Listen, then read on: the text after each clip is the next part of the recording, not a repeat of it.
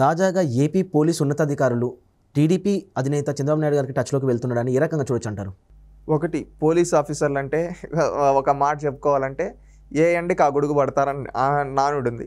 వీళ్ళు ఏంటంటే ఎవరు అధికారంలో ఉంటే వాళ్ళ చుట్టూ వాళ్ళు చెప్పినట్టుగా పనిచేస్తారు. అంటే కొంతమంది అధికారులు, కొంతమంది నిజాయితీగా ఎవరున్నా కానీ వాళ్ళు చేయాల్సిన బాధ్యతను చేస్తూ ఉంటారు. కొంతమంది ఏ ఎండకి ఆ గొడుగు పట్టే వాళ్ళు ఏం చేస్తారు, ఎవరు అధికారంలోకి వస్తారంటే వాళ్ళ చుట్టూ పోతారు. రీసెంట్గా ఏమైందంటే చంద్రబాబు నాయుడు గారి పైన అక్రమంగా కేసులు పెట్టిన పోలీసులే ఇప్పుడు చంద్రబాబు నాయుడు గారి దగ్గరికి రాయబారాలకు వెళ్తున్నారు. మేము ఆ రోజు కావాలనే చేయలేదు సార్, ఈ విధంగా జగన్మోహన్ రెడ్డి గారు మా పైన కత్తి మెడపైన పెట్టినట్టుగా మమ్మల్ని ప్రెషర్ పెడితే మేము చేయాల్సి వచ్చింది, మీరు తప్పుగా అనుకోవద్దండి, ఈ విధంగా ఇప్పుడు మీరే అధికారంలోకి వస్తారు, మమ్మల్ని ఎక్సెప్షన్ ఇవ్వండి అని ఈ విధంగా అడుగుకుంటారు. అప్పుడు చంద్రబాబు నాయుడు గారు కూడా మనకున్న వార్తా కథనాల ప్రకారం ఏంటంటే చంద్రబాబు నాయుడు గారు ఒకటే చెప్పడం జరిగిందంట, ఈరోజు మీరు మీ బాధ్యత మీరు సక్రమంగా నిర్వర్తించుంటే బాగుంటుంది, ఆ రోజు మీరు సక్రమంగా బాధ్యత నిర్వర్తించకుండా ఒకరికి కొమ్ము కాసేటట్టు చేస్తే రేపు నేను చెప్తే చేస్తారా, మళ్ళీ మీరు ఈ విధంగా సఫర్ అవుతారు, వీళ్ళని పట్టుకుంటారు, అది కరెక్ట్ పద్ధతి కాదు, మంచిగా అవునండి. ఇప్పుడు నేనైతే ప్రత్యేకంగా ఏం చేసేది లేదు, చట్టం తన పని తాను చేసుకోబోతుంది అన్న విధంగా చెప్పడం జరిగింది. మీరు ఎప్పుడైనా కానీ ఒకటి గుర్తుపెట్టుకోండి, నాయకుడికి తొత్తులుగా కాదు అధికారులుగా పనిచేయండి అని చెప్పి మీరు ప్రజలకు సేవ చేయాలని చంద్రబాబు నాయుడు గారు చెప్పినట్టు కొన్ని వార్తా కథనాలు వచ్చాయి.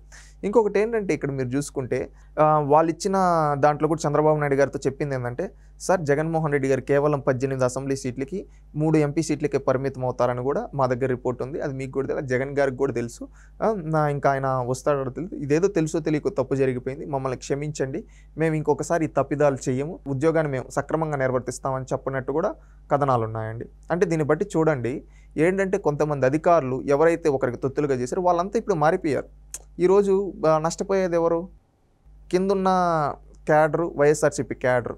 ఏమంటే వైఎస్ఆర్సీపీ నాయకులు ఎవరినో చూసుకొని ఎగిరెగిరి పడ్డారు. ఇప్పుడు మాచర్ల లాంటి ప్రాంతాల్లో కూడా మీరు చూస్తే ఎంతోమంది ఎగిసెగిసి పడ్డారు. ఏమయ్యారు? ఈరోజు పిన్నేళ్ళు వాళ్ళ బ్రదర్స్ వెళ్ళిపోయారు. అక్కడ నష్టపోయింది ఎవరు? వాళ్ళ కార్యకర్తలు. ఆ విధంగా ఉంది. అందుకే వైఎస్ఆర్సీపీ కార్యకర్తలకు కూడా నేను చెప్పేది ఏంటంటే ఇకనైనా మారండి. ఎందుకంటే మంచి సమాజంలో అందరూ భాగమే. ఈరోజు అధికారులు కావచ్చు అందరూ ఏంటంటే కరెక్ట్గా మీ కర్తవ్యాన్ని మీరు నెరవేర్చండి, ఎవ్వరూ మిమ్మల్ని ఏం చేయలేరు. ఏంటంటే ఒకరికి తొత్తులుగా వ్యవహరిస్తే ఈరోజు భయపడుతూ బతుకుతున్నారు. చంద్రబాబు నాయుడు గారు మంచి వ్యక్తి కాబట్టి ఆయన క్షమిస్తాడు. రేపు వచ్చేవాళ్ళు చంద్రబాబు నాయుడు గారు లాంటి వాళ్ళు కాకపోతే రేపు భవిష్యత్తులో ఎప్పుడైనా మీకేమవుతుంది? మీ పరిస్థితి ఏంటి?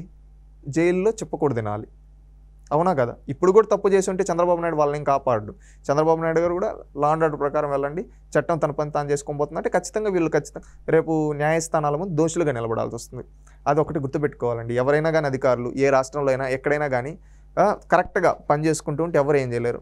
కరెక్ట్గా లేకుండా ఒకరికి తొత్తులుగా వ్యవహరించాలంటే మాత్రం ఖచ్చితంగా వాళ్ళు సఫర్ అవుతారు. ఏంటంటే నేను ఒకటే క్లారిటీగా చెప్పదలుచుకున్నది, ఏ అధికారైనా నిజాయితీగా పనిచేయండి, ఎవరు ఏం చేయలేరు. ఒకరికి తొత్తులుగా వ్యవహరిస్తే మాత్రం ఖచ్చితంగా మీరు బాధితులు అవుతారు. ఎందుకంటే రేపు నిజాయితీ గల ఆఫీసర్లు వస్తారు, వాళ్ళు ఎంక్వైరీ చేస్తారు. ఎంక్వైరీలో మీరు ఈ స్కామ్లో ఆ అధికారికి ఆ రాజకీయ నాయకుడికి సహకరించారని ఉంటుంది. ఈ విధంగా అలాంటప్పుడు ఏం చేస్తారు? మీరు దోషులు, మిమ్మల్ని లా అండ్ ఆర్డర్ ప్రకారం చట్టం ముందు శిక్షిస్తారు. గతంలో నారా లోకేష్ గారు కానీ, చంద్రబాబు నాయుడు గారు కానీ, పవన్ కళ్యాణ్ గారు కూడా కానీ వీళ్ళేం చెప్పారంటే తమపై అక్రమంగా అన్యాయంగా కేసులు మోపి తమను హింసించి చట్ట వ్యతిరేకంగా చేసిన వారికి ఖచ్చితంగా గుణపాఠం చెప్తాము, వడ్డీతో సహాయిస్తామని చెప్పడం కూడా జరిగింది.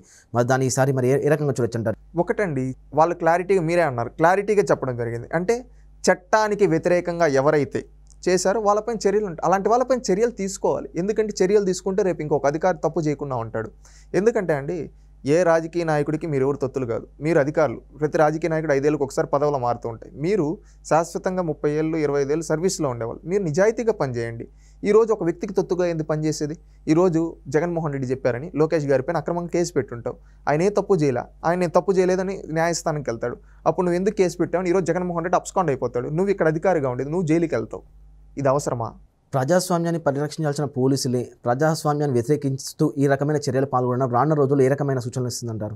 ఒకటండి, లా అండ్ ఆర్డర్ ఫ్యూచర్లో కరెక్ట్గా ఉంటుందని భావిస్తున్నాను. చంద్రబాబు నాయుడు గారు ఉండేటప్పుడు ఎవరిపైన ఈ విధంగా అక్రమంగా కేసులు పెట్టాల. గతంలో ఎంతోమంది ముఖ్యమంత్రులు ఉన్నారు, వాళ్ళు ఉన్నప్పుడు కూడా ఈ విధంగా జగన్మోహన్ రెడ్డి ఏమంటే వ్యవస్థలను ఉపయోగించుకొని ఈ విధంగా అక్రమ కేసులు పెట్టాడు. గతంలో కూడా తాను కనీసం శాసనసభ్యుడు కూడా కాకముందు తన తండ్రి అధికారాన్ని అడ్డుపెట్టుకుని ఎంతోమంది ఐఏఎస్ అధికారులను జైలు పాలు చేశాడు. రేపు కూడా జగన్మోహన్ రెడ్డిని నమ్ముకున్న ఐఏఎస్ అధికారులు చట్టం ముందు దోషులుగా నిలబడతారు. చట్టం ముందు దోషులుగా నిలబడి శిక్షకు అర్హులు అవుతారు. అదేవిధంగా చట్టానికి వ్యతిరేకంగా పనిచేసిన ప్రతి ఒక్కరూ శిక్షకు అర్హులు. చట్టానికి లోబడి నమ్మి కరెక్ట్గా పనిచేసిన వాళ్ళు ఎవరూ ఏం చేయలేరు. ఈరోజు ఎవరైతే తప్పు చేశారో వాళ్ళు ఖచ్చితంగా రేపు న్యాయస్థానాల ముందు దోషులుగా నిలబడాలి, తప్పదు. ఈరోజు చంద్రబాబు నాయుడు గారైనా కానీ ఎవరైనా కానీ అదే చెప్తారు. మీరు కరెక్ట్గా పనిచేసి ఉంటే ఎవరికి భయపడాల్సిన అవసరం లేదు. మీరు తప్పులు చేశారు కాబట్టి ఈరోజు బయట తప్పులు చేసిన వాళ్ళని నేను కూడా కాపాడనని చంద్రబాబు నాయుడు గారు చెప్పడం జరిగింది. గతంలో చూసినట్లయితే తెలంగాణ 2024 ఎన్నికలకు ముందు తర్వాత కూడా కొంతమంది ఉన్నతాధికారులు తెలంగాణ ఉన్నతాధికారులు కూడా రాజీనామా చేయడం జరిగింది. మరి రానున్న రోజుల్లో చూసుకోవచ్చు అంటారా ఏపీలో కూడా ఇది ఈ రకమైన పరిణామం? ఇప్పుడే కొంతమంది ఆల్రెడీ ఢిల్లీకి పెట్టుకుంటా ఉన్నారు. ఎన్ఓసి సర్టిఫికేట్లు తీసుకొని వాళ్ళు ఏం చేస్తూ ఉన్నారంటే నో అబ్జెక్షన్ సర్టిఫికేట్లు పెట్టుకొని అక్కడికి వెళ్ళి ఢిల్లీకి వెళ్ళి మమ్మల్ని ఇక్కడ ఢిల్లీకి వేయండి అని చెప్పి కొంతమంది అధికారులు ఎవరైతే శ్రీలక్ష్మి గారు ఉన్నారో, ఎవరైతే కొన్ని కార్పొరేషనల్ చైర్మన్లు ఉన్నారో వాళ్ళు ఈ విధంగా ఆల్రెడీ చేస్తూ ఉన్నారు. వీళ్ళు ఎట్టెళ్తారు, ఇక్కడ చేయాల్సిందంతా చేసి మాకేం సంబంధం లేదని వెళ్ళిపోతారు. వీళ్ళందరినీ ఆపాలి.